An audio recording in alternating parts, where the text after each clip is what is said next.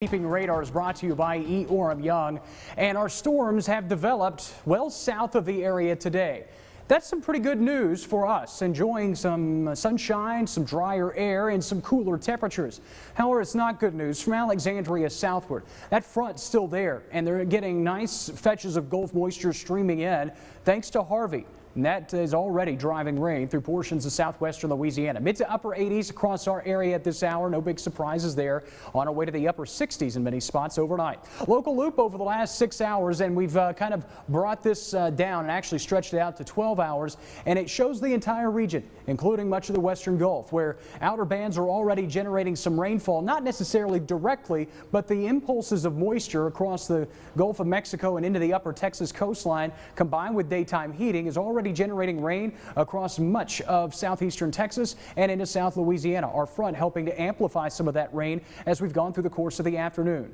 This is a 24-hour loop of Hurricane Harvey, back from when it was a tropical depression moving through the western Gulf, and we were waiting to see how organized it could get, and it has impressed all of us with what it has done over the last 18 hours. Now a Category 1 hurricane, and still not done. As we zoom in, you can see that the eye became visible for about an hour's time during the 3 and 4 o'clock time frame. Since then, we've had another huge explosion of thunderstorms near the center and near the eye wall. That typically means that we're more than likely going to see this thing intensify again, and could actually be undergoing rapid intensification again. And if it does so at this point, I think a Category 3, a strong Category 3, could certainly be possible. If it can finish maybe an eye wall replacement cycle between now and making landfall, which is kind of a technical term for basically kind of recycling the middle part of the storm. If it can do that, maybe even a Cat 4.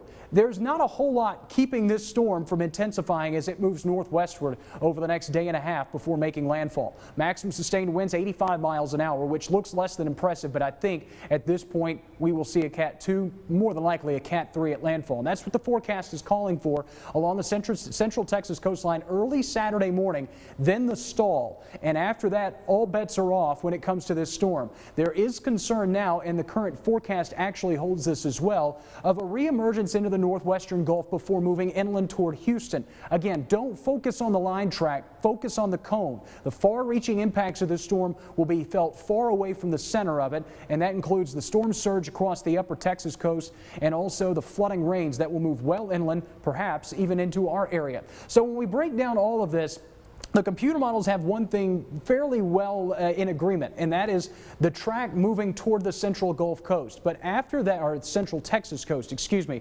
But after we get to the stall, there's a lot of question marks, more questions than answers at this point. Whether Harvey will be over water, inland, either way, the leftovers more than likely are headed northeast and will bring rain back into our forecast. We won't show the rain total forecast now. I'll explain why in a minute. Clouds increase tonight, 69 for a low with a light northeasterly breeze and the rain chances staying close to zero. An isolated storm can't be ruled out tomorrow, but the clouds will pick up, especially across North Louisiana. Could see some peaks of sunshine in South Arkansas, so take note of that as highs reach the upper 80s. Mid 80s with clouds continuing to stream in ahead of Harvey in whatever form it heads our direction by the middle of next week. It will bring rain. How widespread that rain is and just how heavy it will be in our area depends on, quite frankly, how organized Harvey is at that point and how long it wants to stay in our area. Regardless, be prepared. Clear the drainage ditches and the drainage areas now and make sure that they stay clear through the weekend.